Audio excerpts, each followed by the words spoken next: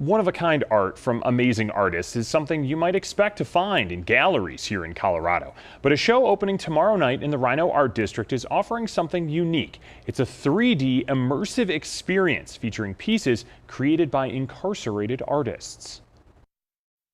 Buck Adams, founder and CEO of Art for Redemption, joins me now. And Buck, I want to start with your organization itself. Before we get into this exciting upcoming show, what do you do as a group?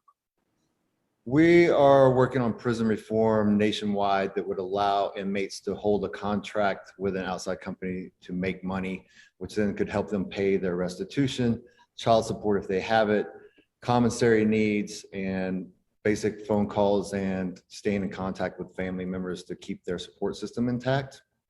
So the group is called Art for Redemption. Obviously, there's art involved, and there's an event, a show coming up. Tell us about that.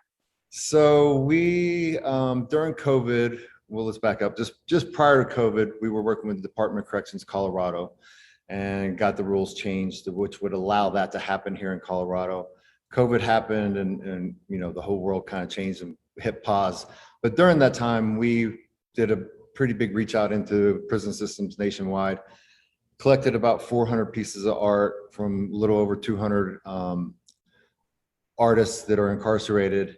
And from that, we were like, well, how can we, help, bring this light or bring more attention to this cause?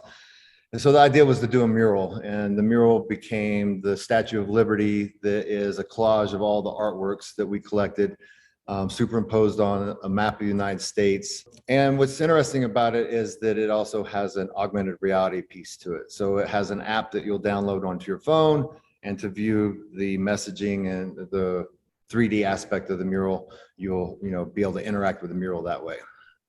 Taking art to that next level. So, but I want to ask you, you gathered over 400 pieces. What does doing art while incarcerated, like what does this do for or give to these prisoner artists? Well, I mean, there's all kinds of aspects to that. That's a pretty deep dive. The art therapy side of it has been well documented, and there's a lot of prisons starting to open up art therapy classes. The prison that I was in, Arkansas Valley, is starting to do that. And Dean Williams has launched an initiative with Denver University called DUPI, which is Denver University Prison Arts Initiative. I think you guys did a special on that not too long ago. And I think the biggest thing of it is while you are behind the walls, you're looking for how to do time, basically. So being creative, being able to express, maybe work through your feelings through art, that's the therapy side of it, or just being able to be creative and share your work with others, I believe, is a very positive aspect of that. All right. Well, we look forward to seeing it up in Rhino. Buck Adams from Art for Redemption. Thanks so much for the time this morning. Thank you, guys. Have a great day. Now, that mural Buck was talking about will be displayed at 3722 Chestnut Place starting tomorrow night.